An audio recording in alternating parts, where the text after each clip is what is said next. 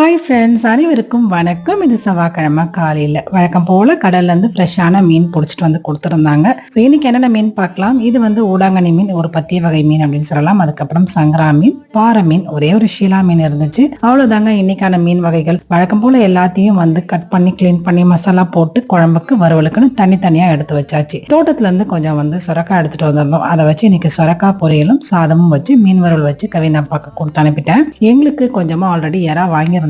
அதுல இன்னைக்கு எறா பிரியாணி செய்யலாம்னு சொல்லி எறா பிரியாணி, மீன் வறுவல், ஆனியன் பச்சடி வச்சு சூப்பரா மதியம் லஞ்சை முடிச்சிட்டோம். நைட்டுக்கு எறா எக்ஸ்ட்ரா கொஞ்சம் இருந்தது. அதை வச்சு எறா குருமா பட்டாணி போட்டு செஞ்சிருந்தேன் சப்பாத்திக்கு.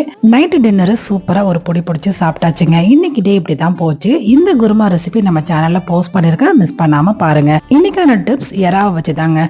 எறாவெல்லாம் வேக வைக்கும் போது 7 நிமிஷத்துக்கு மேல வேக வைக்காதீங்க. ரொம்ப நேரம் வேக வைக்கும் போது எறா ரொம்ப ரப்பரியா ஹார்ட் ஆயிடும். கண்டிப்பா இந்த டிப்ஸை ஃபாலோ பண்ணுங்க, பிடிக்கும்னு நினைக்கிறேன். தேங்க்யூ.